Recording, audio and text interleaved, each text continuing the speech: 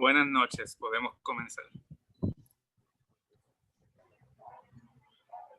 Muy buenas noches a todas y a todos. De parte de todos los que laboramos en el Instituto de Cultura Puertorriqueña, les enviamos un saludo virtual y les agradecemos por unirse a esta transmisión en vivo. Mi nombre es María del Mar Caragol y sirvo desde la Oficina de Publicaciones y Grabaciones, también conocida como la Editorial Nacional. El conversatorio de hoy se da acertadamente dentro del marco del mes de la conservación patrimonial y nos da el pie forzado para lanzar una publicación que lleva unos aproximadamente 7 años cocinándose. Viejo San Juan, herramientas e intervenciones, escrita por el arquitecto José Silvestre, forma parte de la colección de patrimonio histórico de la editorial, que se enfoca en temas de preservación e historia de diversos patrimonios históricos edificados en Puerto Rico. Y ahora tengo el placer de presentarles a nuestro panel, compuesto por el arquitecto conservacionista Jorge Rigau, el director de la Oficina de Patrimonio Histórico Edificado del Instituto, el arquitecto Pablo Ojeda, y el autor de esta publicación, el arquitecto José Silvestre. Buenas noches. Se unen a nosotros también compañeros de la oficina editorial, nuestra editora y correctora, Cristina Martínez, y nuestro diseñador, el diagramador de esta publicación, Eder González. Y ahora con ustedes pasamos a hablar un poco más sobre los autores y contarles un poco de una breve biografía.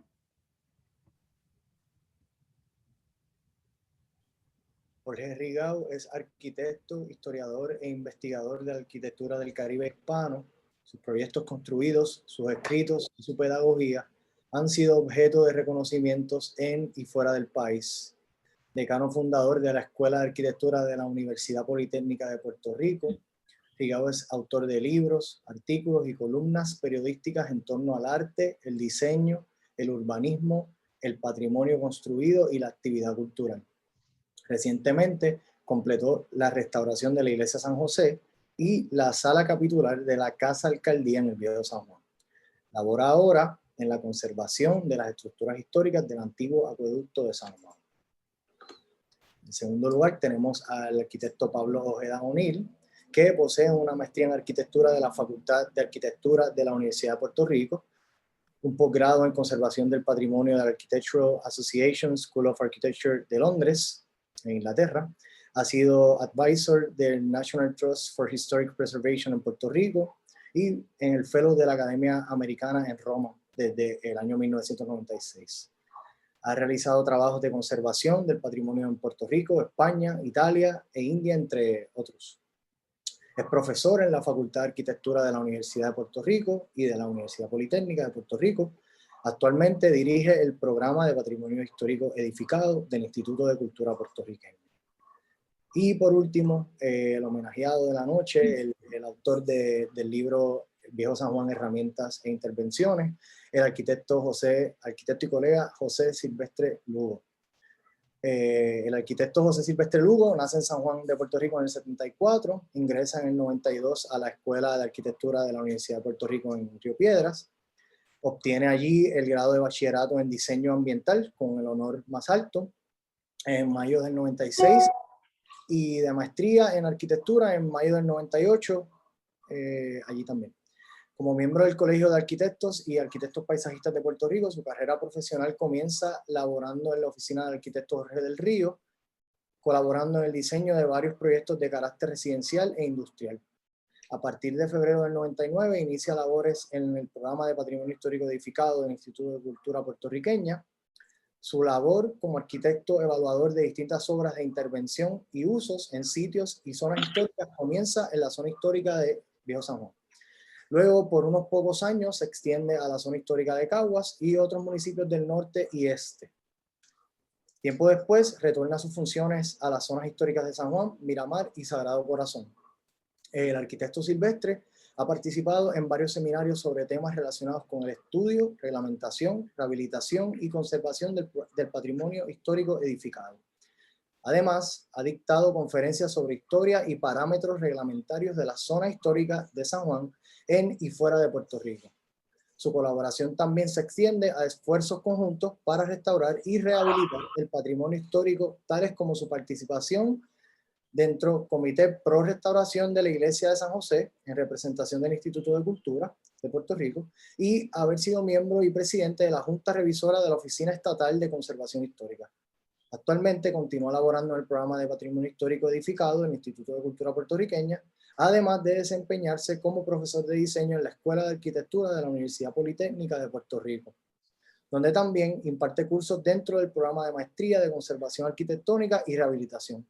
El arquitecto Silvestre también se desempeñó como pasado secretario de la Junta de Gobierno del Colegio de Arquitectos y Arquitectos Paisajistas de Puerto Rico y actualmente se desempeña en dicha junta como director de la Comisión de Educación. Muchas gracias. Gracias, Heather. Comparto con ustedes la portada de la publicación. No sé, aquí se puede apreciar poco, pero hay algunas ediciones limitadas, algunos ejemplares limitados en la tienda cultural del instituto, que queda ubicada precisamente al lado de la iglesia de San José, y pueden encontrar otros alrededor de librerías principales en Puerto Rico. Quisiera iniciar este conversatorio y romper el hielo precisamente con el homenajeado de la noche de hoy, el arquitecto José Silvestre. Arquitecto, cuéntenos a quién está dirigido este libro, cuál es su propósito y de dónde surge esta idea. Sí, buenas noches, María del Mar, y gracias por la oportunidad. Esta es la sesión de Breaking the Ice. Es como el disco de Gran Combo, del mismo nombre, en Alaska, 1984. Y recuerdo una reciente actividad que tuve con mi primer grupo de estudiantes del curso de arquitectura vernácula, que había un fonógrafo con un disco de Marco Antonio Muñiz, y como a mí no me gusta la música, sobre todo la antigua, pues, estamos en la línea, ¿no?, del libro aquí, pues entonces generó todo una amalgama de compartir de canciones y anécdotas entre nosotros mismos, ¿no? Y de esto se trata esto, ¿no? De compartir esas vivencias que uno tiene, que uno ha adquirido en el tiempo, para todo público interesado en el viejo San Juan, ¿no?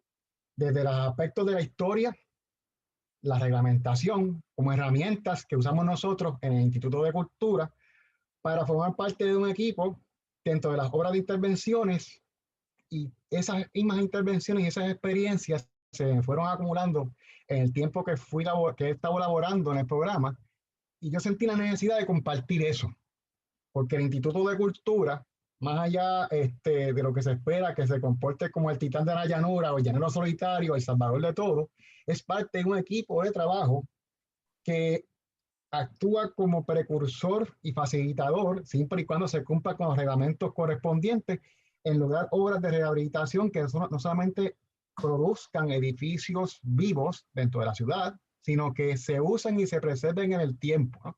Y ese equipo de trabajo que se forma en conjunto con todo el espectro creativo y que ejecuta la obra y que la usa, o sea, el dueño, el arquitecto, el ingeniero, el contratista, el albañil, el que trata las maderas, etcétera, todo, y finalizando también con el dueño, que es quien va a disfrutar toda esa obra hecha. Nosotros somos parte de ese equipo de trabajo que garantiza que eso se lleve a cabo, y esa experiencia tan extensa hacía falta demostrarla conjunto con lo que ya se sabe de la historia y la reglamentación. O sea, el libro viene a ser con una continuidad de todos estos célebres autores que han escrito tan buenas obras de historia y un poco de la reglamentación ya publicada. Necesitaba un demostrativo de cómo eso se ejecuta y se mantiene en proyectos reales en la zona histórica. Entonces se trata de ese libro y esa experiencia.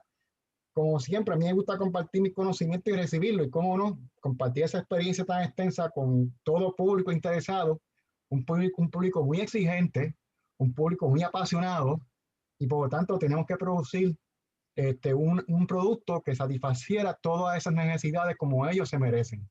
Y por esa razón, pues, he producido el libro junto a ustedes, y ahí está el resultado, lo cual celebro junto a todos ustedes y les agradezco inmensamente. Gracias, arquitecto. Y precisamente por este propósito que nos está compartiendo es que unimos esta conversación al arquitecto Pablo Ojeda desde la Oficina de Patrimonio Histórico Edificado, donde usted trabaja, para que nos cuente un poquito más sobre patrimonio histórico edificado, ¿verdad? Yo creo que quizás estamos también compartiendo con un público general que desea conocer qué es el programa de patrimonio histórico edificado y cuál es su propósito. Bueno, buenas noches a todos los participantes y buenas noches a todos los que estamos compartiendo este conversatorio, a arquitecto Rigao, el arquitecto Silvestre y el equipo de trabajo de la editorial. Patrimonio histórico edificado, bueno, pues es todo aquello, como yo le digo a los arqueólogos, todo lo que está sobre el rasante de la tierra, ¿verdad? Eso, ese gran teatro que usamos los seres humanos para vivir, para hacer nuestra vida diaria y cotidiana, pero que en este caso es histórico, es ese telón de fondo que puede ser el viejo San Juan o cualquier otra ciudad antigua. Básicamente ese es el marco de referencia. Hay también patrimonio histórico arqueológico, ¿verdad? Etnohistoria y también arqueológico subacuático, que son también otras divisiones que tenemos en el Instituto de Cultura. Pero por lo pronto nosotros estamos trabajando todo aquello que es las edificaciones históricas. Así que hilando un poco con la introducción de nuestro autor en esta noche, es importante, ¿verdad?, traer a esa discusión de lo que significa ese telón de fondo de vida que es nuestros centros urbanos tradicionales y cómo los vemos, cómo los podemos apreciar. Y en este caso, siendo el libro la discusión, ¿verdad?, central de este conversatorio, entiendo que ayuda muchísimo y nos ayuda a nosotros, incluso en el programa de Patrimonio Histórico Edificado, a usarlo de herramienta para que el público en general tome conciencia de eso que le atrae tanto, a veces no sabe por qué, pero es porque es ese telón histórico tan interesante que atrae tantos visitantes locales e internacionales.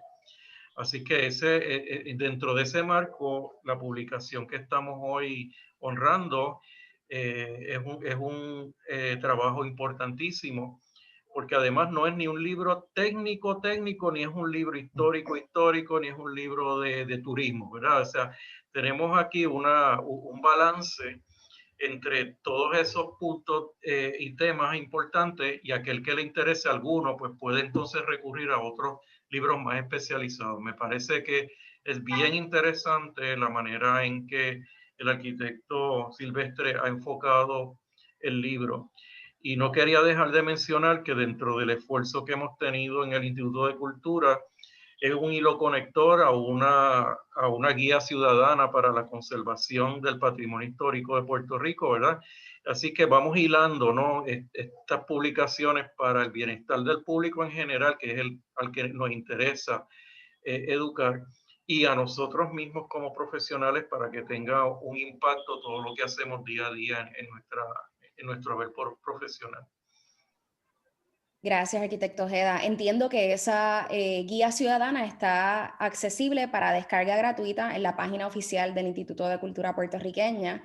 Correcto. Y ampliando sobre la definición y el propósito del programa de Patrimonio Histórico Edificado, conocemos que una de las especialidades es la conservación histórica. ¿Cuál es el rol de los arquitectos que trabajan en el programa y por qué es tan importante ese rol? Bueno, el programa tiene varios enfoques. El primer enfoque principal es la puesta en valor de todo lo que es nuestro acervo patrimonial, ¿verdad? Es ese tipo de registro y fichero, documentación de lo que compone eventualmente el patrimonio, en este caso de Puerto Rico. Y el otro enfoque que tenemos es el enfoque, como dijo el arquitecto Silvestre, de las regulaciones, de endosos, de permisos, dentro de un sistema de reglas, mantener el que se intervenga ese patrimonio de la manera correcta y de una manera correcta técnicamente. Y por eso el programa de Patrimonio Histórico Edificado es vital a la hora de entender cómo se intervienen, pues, en nuestras zonas históricas y en nuestros edificios históricos. Esa es la herramienta que se tiene, ¿verdad?, desde el Estado, como la agencia que le toca regular, pero también le toca aconsejar, le toca promover esa conservación del patrimonio. que tenemos todo ese ámbito que tenemos. Y los arquitectos conservacionistas, tenemos 3 regiones en Puerto Rico, pues se dedican cada uno en su región a llevar a cabo esta misión que tenemos todos de la conservación del patrimonio en general de Puerto Rico. Arquitecto, justamente nos mencionaba sobre lo importante que es la creación de estas guías o de que existan estas publicaciones para dar a conocer un poco más sobre lo que es la conservación arquitectónica de lo que se considera patrimonio en Puerto Rico. ¿Qué usted nos puede decir que entiende que es un mérito o beneficios que tiene esta publicación tanto para el programa de Patrimonio Histórico Edificado como para el público general? Bueno, primeramente que está llevado a cabo en un idioma, ¿verdad?, que podemos todos relacionarnos. Por eso decía antes que no es un libro estrictamente técnico, pero sí hay técnica, ¿verdad? Se habla de ello. No es un libro totalmente de historia, pero inevitablemente se habla sobre la historia de la ciudad de San Juan en este sentido a través de los ejemplos que se discuten en el libro. Para nosotros en Patrimonio Histórico Edificado es bien importante que el público entienda lo que hacemos, porque a veces no se entiende mucho cómo es que estos conservacionistas intervienen, cómo opera el programa y qué hace. En el caso del libro que estamos discutiendo, es bien interesante que a través de los ejemplos escogidos que aparecen en el libro en general, se proyectan, se discuten distintos acercamientos que podemos tener hacia el patrimonio. Yo me imagino que eventualmente en este conversatorio lo discutiremos más, pero es cómo podemos intervenir distintos ejemplos patrimoniales de distintas maneras, desde el más purista hasta el que puede incluir incluso intervenciones modernas dentro de la posibilidad de su rehabilitación. Así que el libro también ofrece esos ejemplos que muy bien nosotros pudiéramos utilizar para ilustrarle a las personas que interesan intervenir este tipo de estructura toda la gama de posibilidades que tendría. Muchísimas gracias por ilustrarnos un poquito más sobre ese propósito y ¿verdad?, las repercusiones a largo plazo que puede tener las intervenciones no tan solo de la ciudad amurallada, sino más allá, ¿verdad?, alrededor de la isla. Y con esto quisiera nuevamente darle la bienvenida al arquitecto Jorge Rigau, quien precisamente es quien escribe el prólogo de esta obra, de esta publicación. Arquitecto, ¿qué le motivó a redactar este prólogo? Buenas noches a todos, colegas y participantes. Bueno, la motivación inmediata es que el libro se lo merecía. El libro toca unos temas, como ya el arquitecto Ojeda ha mencionado, que en verdad vienen a llenar una laguna entre lo que son los textos históricos y el conocimiento de arquitectos en el campo, maestros de obra, etcétera. Y entonces, al ser ese puente, es que resulta efectivo para el que quiere hacer una restauración, para quien se lo plantea, ¿verdad? Se ha dicho mucho de por qué se escribe un libro.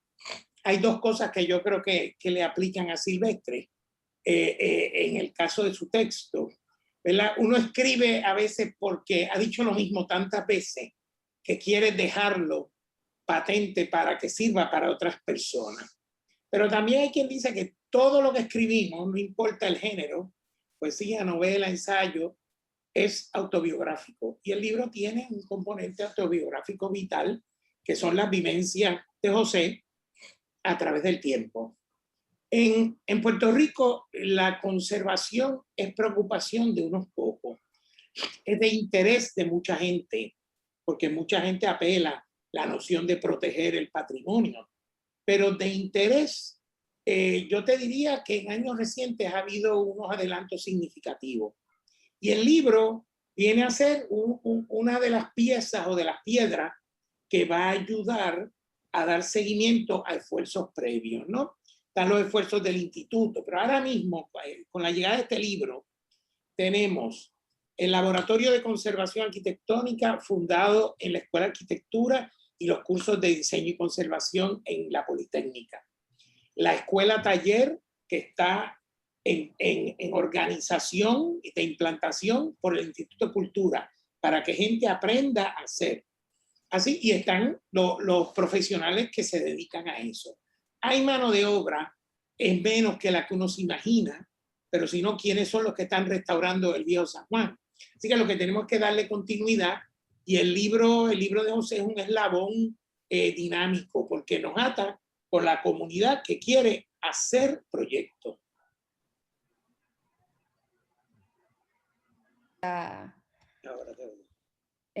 Impresión y hablando sobre estos eslabones dinámicos.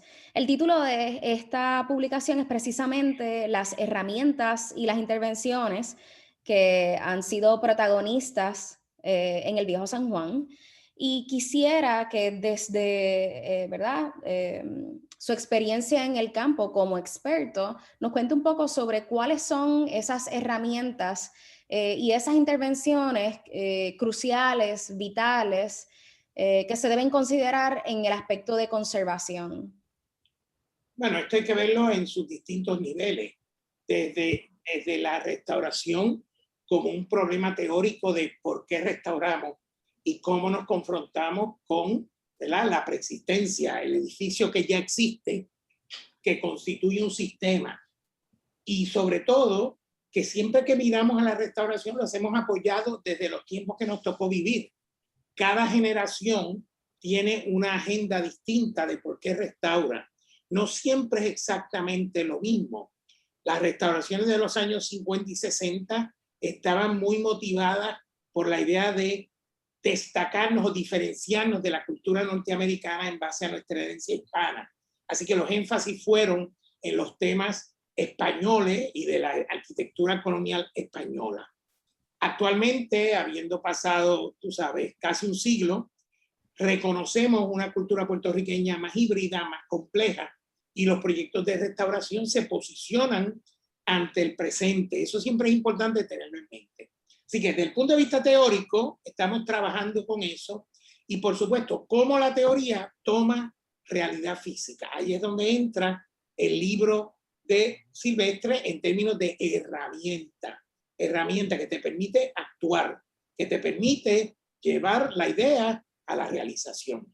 Entonces, claro, el nivel casi contrapuesto es el nivel ya de la fábrica, cómo se construye un edificio histórico, más bien cómo se interviene un edificio histórico, es más correcto, que hay que saber que hay modos, hay maneras, y que hay gente que lo ha hecho antes y hay estrategias que hay que conocer. Así que son esos dos polos que me parece a mí que son sobre los que se apoya el texto. Estoy de acuerdo.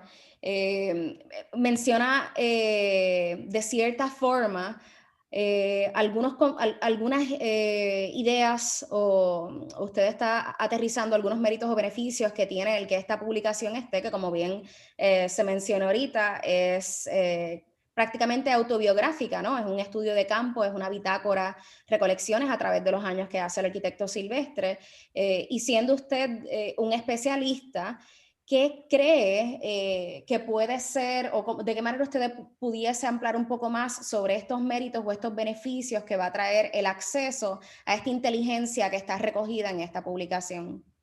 Bueno, la gente va a entender lo que implica, va a ser un entendimiento un poquito más concreto, la gente va a tener idea de la gama de posibilidades, ¿verdad? Porque restaurar, mucha gente lo entiende como que es la obligación de reconstruirlo como era. Eso siempre es complicadísimo, porque rara vez se restaura todo, dadas las necesidades contemporáneas. Pero yo creo que la gama de ejemplos, la escala de los ejemplos, que va desde monumentos hasta residencia, eso es lo que le da la riqueza al texto. Así que quien vaya a restaurar le va a facilitar un diálogo, un vocabulario, unas referencias concretas. Porque recordemos que muchas de las restauraciones de Viejo San Juan no son accesibles para la gente, sobre todo las residenciales privadas. Muchísimas gracias, arquitecto. precisamente para hablar sobre esa gama de intervenciones en el Viejo San Juan, desde espacios privados hasta instituciones, queremos entonces pasarle la palabra al arquitecto José Silvestre para que nos cuente un poquito más sobre algunas intervenciones sobresalientes del libro. Sé que es un ejercicio complejo, todas las edificaciones son muy importantes, tienen su valor, tienen su historia, pero si pudiese seleccionar algunas y contarnos sobre ellas. Voy a tener que buscar más café. Pero nada, quisiera, antes de entrar en los temas pertinentes a las obras del libro que resalta, quisiera un poco compartir con ustedes una vivencia que tuve reciente con el mismo libro cuando yo, Mario Osorio, compañera de la editorial, me entregó el libro que pues apenas no podía creer después de tantos años, ¿no? Cuando empecé a hojearlo, en mi incredulidad, pero mi alegría, ¿no? Pues vi el logo de los 500 años, la comisión de los 500 años, y yo dije, esto ha sido una coincidencia afortunada, ¿no? Porque el libro se publica en un momento donde hay varios eventos paralelos coincidiendo, entre ellos los 500 años de la fundación de esta ciudad magnífica que siempre me cautiva y los cautiva a todos nosotros. Actividades que comenzaron hace como 3 años. Recuerdo una que se llevó a cabo en el Museo del municipio de San Juan, Museo de Arte, obviamente en tiempos prepandémicos, era otra época que podíamos aglomerarnos, pero eso es otro tema. También coincide con el reciente celebrado Congreso Internacional de la Historia de San Juan, donde hubo todo un manjar de conferencias entre el Instituto de Cultura y la doctora Carmen Alicia Morales, que se votó con muchos temas interesantísimos, que un poco pues, celebraron lo que contiene el libro, esa variedad de temas disponibles para todo el público. También coincide con el mes de la conservación, como bien dijiste al principio. Ahí estamos colaborando con la Oficina Estatal de Conservación Histórica y con el Colegio de Arquitectos y Arquitectos Paisajistas de Puerto Rico. Y aprovecho para darle buenas noches a todos los estimados colegas que me están aquí observando en este coloquio. Buenas noches a todos ustedes y a todos los que han asistido. Así que quisiera también agradecer eso. Y también la reciente actividad de la cual yo fui parte, de conferencias del Museo de Doña Felisa Rincón de Gautier, del cual tuve yo el privilegio de dar una charla extensa sobre el libro y los temas. Así que todas esas coincidencias han sido más que celebradas y por eso tengo mi taza de café, porque esto es como un coloquio entre amigos y colaboradores en el gran logro de este gran producto. Así que nuevamente, pues gracias, ¿no?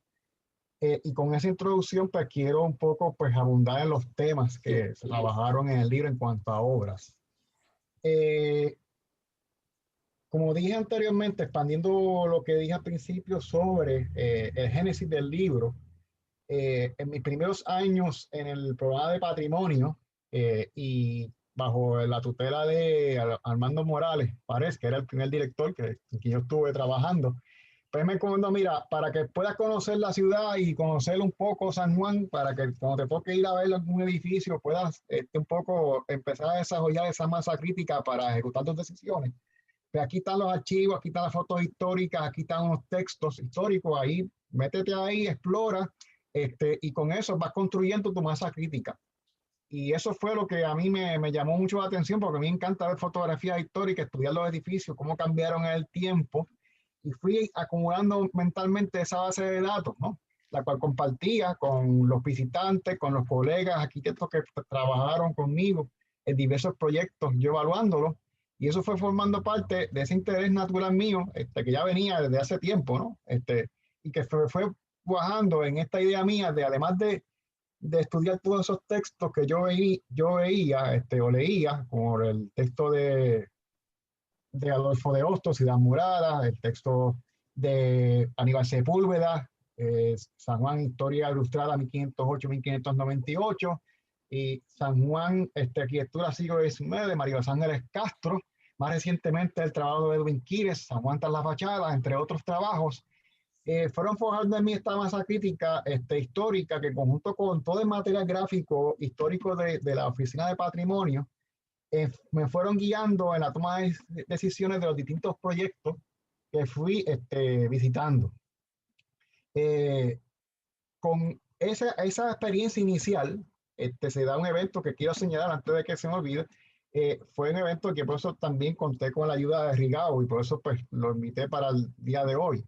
Cual, le agradezco muchísimo porque ellos tuvimos una colaboración intensa ya para el 2003 para una publicación entre España y la Escuela de Arquitectura de la Universidad Politécnica de Puerto Rico, que se llamó San Juan Ciudad City, y él me encomienda: mira, Silvestre, necesito que tú te elabores un directorio de monumentos de San Juan, y no solamente decir qué lindos están y la fecha, sino elabórate un texto que explique la razón por la cual se consiguieron esos proyectos, los arquitectos y los ingenieros envueltos y las problemáticas que generaron la necesidad de construir cada uno.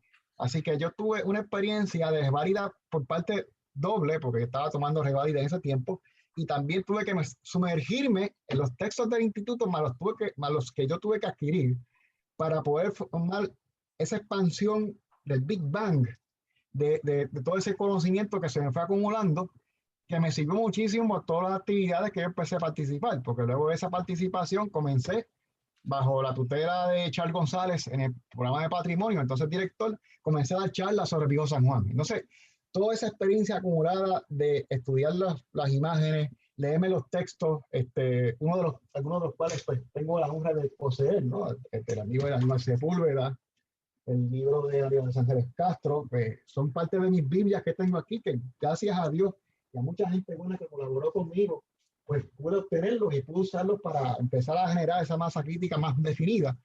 Y con esa experiencia con Rigao y ese inicio de dar las charlas sobre Viejo San Juan, que luego se extendieron hasta los recintos universitarios de Carolina, de la UPR, la Escuela de Arquitectura de la Politécnica, de la Pontificia Universidad Católica de Ponce con su Escuela de Arquitectura, obviamente mi alma mater, la UPI. Todos esos experiencias de charlas, recorridos guiados que di luego, pues entonces fueron conformando esa base de datos que definieron mi carrera dentro del Instituto de Cultura, ¿no? Y entonces, en ese ámbito de múltiples dinámicas, experiencias que me aumentaron exponencialmente mi interés por el patrimonio, pues entonces comencé a ver una serie de proyectos que fueron formando parte del cúmulo de experiencias que viví. Y como a este que está aquí no le gusta fotografía y documentar y organizar lo que hace, ¿no? Pues yo fui proyecto por proyecto, y aún lo tengo, archivando las fotografías y la información, ¿no? Y entonces empecé a experimentar esta sinergia que había, esa buena cooperación que había entre el Instituto de Cultura y las partes envueltas en el diseño y ejecución de las obras, ¿no? Donde, como dije anteriormente, el Instituto de Cultura, dentro de su papel regulador por ley, pues formaba parte de un equipo, más allá de estar dando órdenes solamente, sino tenemos que ser fiscalizadores, administrar los reglamentos por ley, pero eso no quiere decir que el instituto sea proactivo y se puede insertar en la maquinaria para lograr una serie de proyectos que se puedan pues, disfrutar, ¿no? Entonces, comenzamos con ese estudio, y cuando viene lo del libro, que aquí que tengo que agradecer al estimado arquitecto Alberto Lastra, que en una conferencia / recorrido que di al Instituto Americano de Arquitectos capítulo de Puerto Rico, en la charla que le di, que de hecho fue en la Politécnica, él me dice: mira, con todo lo que tú sabes, puedes escribir un libro, ¿no? Y ahí fue la chispa que encendió todo. Ya yo tenía con todo ese bagaje acumulado, y yo dije, ¿por qué no? Vamos a empezar a recolectar información. Y no sé, en ese tiempo, 2008, ya había una serie de proyectos que ya se habían acumulado en el archivo personal mío dentro del Instituto de Proyectos. Y aquí empezamos con el proyecto de la calle 908, esquina San José, la residencia Lloveras Marswatch. Esa casa unifamiliar que permaneció así todo su tiempo, a pesar del deterioro que presentaba a mediados de la década del 2000, sus dueños, Fernando Lloveras y Michelle Marswatch, Fernando siendo el presidente de la Junta de Directores de Fideicomiso de Conservación para la Naturaleza, y Michelle Marswatch, persona destacada dentro del mundo de las artes, pues tenían como propósito rescatar esta casa, pero que la misma reflejara sus filosofías combinadas en pro de una conservación de recursos históricos. Y entonces ahí entra en escena el arquitecto Francisco Gutiérrez junto con ellos y se logra la obra que ustedes ven en ese libro, que fue una obra de respeto a la fábrica histórica con materiales de la época, pero a su vez la inserción de elementos contemporáneos que armonizan con la misma. ¿Ves? Puertas contemporáneas, la baranda de la escalera, son elementos puramente contemporáneos y minimalistas y llamativos que no compiten, pero armonizan, y a su vez, junto con el mobiliario minimalista que se instaló en esa casa, donde tú podías cambiarlo según las necesidades cambiantes de la familia en el tiempo, era un gesto de respeto a esa gran obra española que servía de marco de referencia a toda esa actividad que se generó en esa casa, ¿no? Además de eso, resalta, y la pongo en primer lugar en el libro, porque además de lo que es lo típico que se espera de una experiencia sanjuanera en cuanto a rehabilitación y restauración de una casa, se integran tecnologías nuevas, ¿no? Sobre todo las tecnologías que tienen que ver con la sustentabilidad. Los techos verdes, las hortalizas en el techo, los paneles fotovoltaicos, esa independencia que se aspiraba en ese momento, tanto de la red eléctrica como del acueducto, fue punta de lanza también para ese proyecto. Y por esa razón le dimos un respaldo de inmediato, porque era una oportunidad de demostrar que el Instituto de Cultura estaba para facilitar proyectos que exponían la ciudad al siglo XXI, al siglo XXI, estamos hablando de 2005 a 2008, y se alejaba eso de la típica imagen que a mí muchas veces me lo dieron en la cara. Pues yo esperaba en ti una persona mayor, porque el instituto se asociaba y aún se asocia con personas mayores que lo que le interesa, pues, conservar lo antiguo y lo moderno no vale. No necesariamente es así. Tenemos un grupo de trabajo dinámico de todas las edades en el programa de patrimonio que está dispuesto a ejecutar como ente facilitador y cooperador dentro de unos cumplimientos, unos reglamentos, de hecho, como herramienta a lograr proyectos como ese, ¿no? Le sigue en esa línea, y de nuevo entrando en las construcciones españolas, y eso acompañado, hago el paréntesis, de un rico recurso gráfico, tanto del dibujo a mano alzada como herramienta inicial para documentar y conocer la arquitectura y la composición de fachada de un edificio, y eso se lo agradezco a él, el que tuvo esa idea, que la vio plasmada en un ejercicio que se hizo en el libro donde se documenta. De hecho, Crudo 57 fue el objeto de ese ejercicio, de un edificio con sus múltiples partes, ¿no? El patio interior, el mirador, elementos ornamentales, cornisa, balcón, etcétera. Pues él me dice, mira, pues hasta eso por todos los proyectos, y que sea parte de esa introducción junto con las herramientas de fotografías históricas que están contenidas en el programa de patrimonio. Y yo dije, pues esto es en Navidades ahora, Navidades 2017, 2018, ok, vamos con una taza de café y vamos a romper a dibujar, ¿no? Y lo agradezco muchísimo, porque eso es parte de ese dinamismo gráfico que acompaña el libro, pues se expresa de esa forma, ¿no? Y Crudo 57, pues está documentado por partida doble en el libro, porque lo tenemos como ejemplo de las características de la casa española sanjuanera, y además lo tenemos como ejemplo de recuperación, en donde un edificio dilapidado, añadido, maltratado por el fuego, y usado con el tiempo, fue hasta un teatro.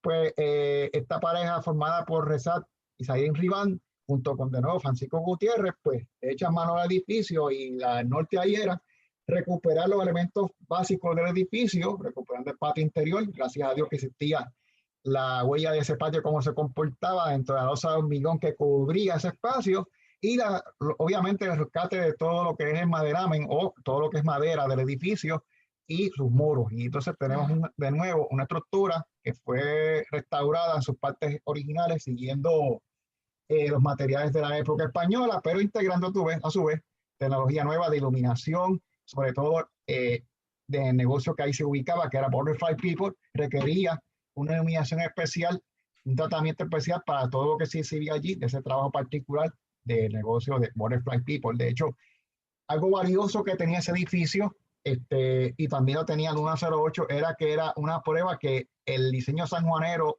español respondía al trópico y podía resistir el paso del tiempo.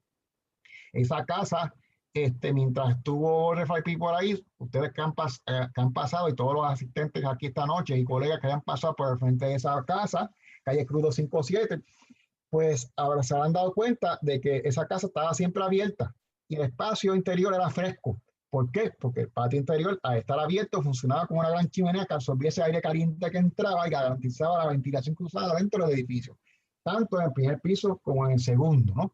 Y por esa razón es que ese ejemplo es extensamente documentado en el libro y es uno de los que simboliza y motivó que se empezaran a documentar de parte mía esas experiencias para todos ustedes la disfrutaran. Gracias, arquitecto. Y, sí. tomando como pie forzado esta mención que usted hace de esa sinergia entre estos acercamientos de conservación, considerando también que tenemos que darle la bienvenida a nuevas tecnologías. Una de las participaciones más sobresalientes es la intervención de la Iglesia de San José, a la que se le dedican 20 páginas en el libro. Cuéntanos un poco sobre la importancia de este proyecto. Estamos conectados, me diste la mente porque ese era el tercer ejemplo que iba a citar. La Iglesia de San José obviamente mereció una parte de este libro porque es uno de los proyectos más longevos que se documenta en él. Y el nivel de complejidad que tuvo ese proyecto, y aquí está el estimado arquitecto que se encargó últimamente del proyecto, y cualquier detalle que se me escape, con mucho gusto, él puede intervenir, porque yo lo voy a hacer desde una óptica de oficial del instituto que estuvo a cargo de aprobar diversas fases de trabajo en la iglesia. Pues es un proyecto de mayor complejidad y longevidad y un extenso historial de intervenciones, ¿no? Empezando con su construcción de la parte del crucero con sus naves de bóveda de crucería gótica tardía española, en una época donde el Renacimiento estaba entrando de lleno en España y por lo tanto todas esas tendencias vinieron al Nuevo Mundo. Pues esa construcción paralela con el convento de los dominicos forman parte de ese primer conjunto monumental que junto con las primeras salas capitulares de la catedral de 1540 ya conforman esa, como bien dice el amigo doctor Aníbal Sepúlveda, esos sueños de piedra iniciales en San Juan que se ven truncados por la situación económica, como se acabaron las riquezas, pues ya no había esa necesidad de desarrollar San Juan como se desarrollaron otras capitales del Nuevo Mundo como México y Perú. Pero volviendo a la iglesia de San José, la iglesia tuvo un extenso historial de desarrollo a través de los siglos, ¿no?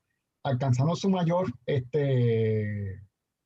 prominencia, obviamente, a finales del siglo XIX, donde alcanzó su actual construcción. Haciendo la historia larga corta, dado que el tiempo apremia, en cuanto a historial de reciente de intervención, luego de las intervenciones del siglo XVII y XVIII, donde se añadió la bóveda de medio cañón, la capilla de Belén y la capilla del Rosario, la sacristía, entre otros espacios que conformaron su volumetría actual, es hasta el siglo XX, a mediados, en un escenario de una ciudad dilapidada por el progreso que se respiraba con la arquitectura modernista y el modelo suburbano que se importó a Puerto Rico, es que esa iglesia de San José, en la intervención que se hizo a principios de la década de 50, brillaba dentro del entorno urbano deteriorado. A medida que ese entorno urbano va realumbrándose con la obra de don Ricardo Alegría, luego de la fundación del Instituto de Cultura y de otras agencias que van surgiendo, como la Oficina Estatal de Preservación Histórica y el municipio de San Juan, la iglesia de San José es objeto de otra intervención en 1980 con don Ricardo Alegría, ¿no? Y en estas dos intervenciones, junto con el uso continuo de la iglesia a través del tiempo, originalmente por la orden dominica, de la iglesia se llamó Santo Tomás de Aquino, luego a mediados del siglo XIX los jesuitas toman la iglesia y de ahí la nombran en torno a su patrón, San José. Es todo ese legado continuo de intervenciones a través del tiempo es lo que heredamos ya a finales de la década del 90, con una iglesia deteriorada por el uso y la falta de mantenimiento adecuado, y entonces eso fuerza su cierre, ¿no? En la década del 2000, pues entonces se establece el Comité Pro Restauración de la Iglesia de San José, y ahí yo entro en escena como representante del Instituto de Cultura Puertorriqueña y teniendo el privilegio de compartir con Jorge Rigau, como representante en ese entonces de la Escuela de Arquitectura de la Politécnica, y otras personalidades del mundo privado y otros compañeros de otras agencias como el municipio de San Juan, Oficina Estatal de Conservación Histórica y obviamente el Arzobispado de San Juan. Y pocos años después comienza una serie de obras que son parte del resultado que produce el proyecto actual, iniciando con unas obras de adecuación para que la iglesia no se siguiera deteriorando, porque la gran preocupación era el peligro de colapso que tenían las bóvedas de crucería gótica, y por esa razón pues se trabajó un andamio estructural que muchos de ustedes tienen que haberlo visto, y ustedes asistentes esta noche tienen que haberlo visto, donde esa estructura sirvió para empezar los primeros estudios, ¿no?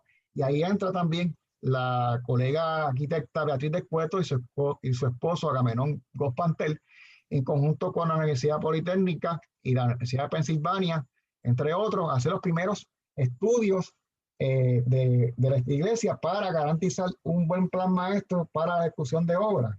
Así que ahí también intervinieron firmas de Estados Unidos, como la firma de Robert Silman en el diseño del andamio y la compañía Safway, que es la que montó el mismo, ¿no? Y ahí se iniciaron una serie de intervenciones, estudios adicionales, y el gran cambio que definió la trayectoria del curso de las obras que vemos hoy fue a finales de la década del 2000, cuando se establece el Patronato de Monumentos de San Juan, bajo el mando del licenciado Ricardo González, y el comité de la Iglesia de San José, que se ve renovado bajo la tutela de la licenciada María Elena González Calderón, ¿no? Bajo esas dos nuevas estructuras, que se conforma un nuevo grupo de trabajo, donde yo continúo dando mi apoyo como funcionario del Instituto de Cultura, y se genera poco después, en el 2013, un plan maestro por el arquitecto Rigau, ¿no?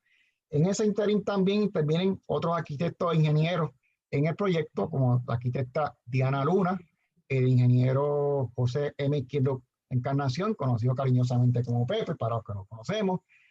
También intervinieron contratistas como Víctor Laza, en Naboria Construction, del ingeniero Fuertes, y los contratistas que terminaron la obra, que fue Allied Contractors, bajo el ingeniero José Sánchez. Así que el proyecto de la Iglesia de San José, con todas esas entidades profesionales que estuvieron envueltos, garantizaron una ejecución en todas sus partes, entre ellas la mimada Capilla de Rosario, que fue una de las primeras que se intervino, y sirvió como laboratorio no solamente para la recuperación del material histórico, mediante la remoción a mano de todo el empañetado de cemento que había, y no estoy criticando las obras anteriores porque se hicieron con la tecnología que había, ¿no? Porque si ustedes que se recuerdan cómo eran esos empañetados, eso era derechito, o sea que no había ese waving que hay en algunas obras, lamentablemente. Aún así, hubo que, por el bien de generar un proyecto que durara en el tiempo, pues se optó por remover todo eso a mano, y se empezó la obra de encarado en esa capilla, y no solamente interior y exterior, sino que se optó también por el estudio, empezado por la Universidad de Pensilvania y el profesor Juan Mateo, de la pintura mural en la cúpula interior de esa capilla, ¿no? Que eran 4 capas. La que sobrevive hoy en día es la más antigua, siglo XVII, y es dedicada a la batalla de Lepanto, con las 4 sirenas celebrando en cada una de las pechinas de la cúpula. Pechinas son las partes donde ese espacio cuadrado se transforma en un espacio circular. Esa forma triangular, donde ocurre cada una de las 4 sirenas, esa es pechina. Y entonces, la iglesia pasa a ser un laboratorio y un ejemplo no solamente de la restauración de la estructura original y todas sus etapas de construcción, sino todo el arte que estuvo envuelto en sus diversas etapas. De una forma honesta, porque no se optó por recrear pintura donde no había, se restauró lo que existía. Igual pasó con la de San Telmo, que es la pintura mural más antigua de Puerto Rico, y ahí, pues, digamos, puede corregir. Y también se restauró, ahí intervino la compañía española Granda, y ahí se restauró lo que había para mostrar el trabajo que se hizo en ese momento. Entonces la iglesia se convirtió en un proyecto símbolo, y es un proyecto que debió estar incluido, y está incluido en el libro, donde hubo 3 elementos de intervención, que ya mencioné uno, que es la recuperación de la fábrica histórica de mampostería de piedra, sillería de piedra, mampostería de ladrillo, etcétera, según las distintas etapas de construcción. La restauración de la pintura mural, de todo el arte de la iglesia. Y lo tercero, que es para mí muy importante y un objeto de debate, es la rehabilitación. La inserción de nuevos elementos dentro de la iglesia, que la ponen a la par de su época del siglo XXI. La iluminación, las lámparas, las facilidades para cumplir con los códigos. O sea, todo ese tipo de instalación que se ve a primera vista forma un conjunto armonioso que produce el proyecto que ustedes ven hoy. Y por esa razón, toda esa historia extensa valió la pena documentarla y fueron las historias que más documenté, con lo que más yo me sentí identificado. Y por esa razón, definitivamente tenía que estar dentro de ese directorio de obras que se señala en el libro. Wow, sin duda, el proyecto de la iglesia de San José ha sido uno monumental. Podemos dedicar un sinnúmero de conversatorios a hablar sobre esta nueva joya de la corona que tenemos el gozo de visitar. Y arquitecto, quizás una pregunta un poco más íntima que ya apela a la creación y el desarrollo de esta publicación, que es tan cercana a sus vivencias. Si nos puede contar un poco sobre ese proceso de editar y seleccionar cuáles intervenciones iban a formar parte del libro. Si quiere, estamos aquí también con el equipo del editorial para que puedan dar su insumo en el proceso. Claro. Primeramente, aunque yo al final voy a sacar un momentito para dar agradecimientos, yo quisiera adelantar un agradecimiento y ese es al magnífico elenco y equipo de trabajo de la editorial del Instituto de Cultura Puertorriqueña. Sin ustedes esto no hubiese sido posible, ¿no? Yo tenía la idea, tenía los colaboradores, pero sin ustedes no hubiésemos estado dando este coloqueo entre tazas de café y compartiendo vivencias, ¿no? Y allá en el 2014, cuando me decidí ya empezar el libro, Ángel Ruiz Lavoy, que era el director en ese momento, pues acogió el libro con mucho entusiasmo y su equipo de trabajo comenzamos afanosamente esa labor. Obra que continuaste tú, junto con Cristina y con Eder, ¿no? Les agradezco mucho ese insumo que siempre tuvieron, ese entusiasmo, esa entrega, esa disciplina, sobre todo de Cristina, que fue muy efectiva en mantener junto conmigo esa idea de que ese libro tenía que ser para todos los interesados en el Viejo San Juan y lograr esa redacción que hubo que corregirla muchas veces, donde Cristina me decía honestamente, mira, esto no me gusta, esto hay que refrasearlo, no entiendo esto. O sea, eso fue para mí bien valioso porque tenía la oportunidad de contar con una persona que podía leer el libro desde la perspectiva de una persona que conoce un poco de nuestra naturaleza del trabajo, pero también es parte de ese público variado que quería yo que leyera ese libro. Así que les agradezco inmensamente esa labor que ustedes hicieron y les felicito y les agradezco 1.000.000. Así que María, Cristina y Edel, muy agradecidos y siempre lo estaré. Así que enhorabuena. Hablando de la selección de proyectos, de nada, fue difícil porque hay muchos proyectos. Ajá, sí, ¿me oyen? No, yo no te oigo a ti. Déjame. Creo que tenemos unos 3 minutos para abrir una sesión de preguntas y respuestas. Ok, pues si voy no a ir. hay alguna, podemos continuar con sí. esta conversación hasta que den las 8 de la noche. Me dicen. Verificando el chat, no hay ninguna aquí. Moderador, ¿tenemos alguna pregunta en la página de Facebook? No, podemos continuar. Okay. Lo que hay muchos halagos y muchas felicitaciones por la producción de este libro y para su autor. Muchísimas gracias. No solamente para mí, no solamente sobre este proceso editorial y selección de intervenciones. Pues agradezco todas las notas de agradecimiento y felicitación, pero no solamente van para mí. Las quiero compartir con todos ustedes que están aquí conmigo.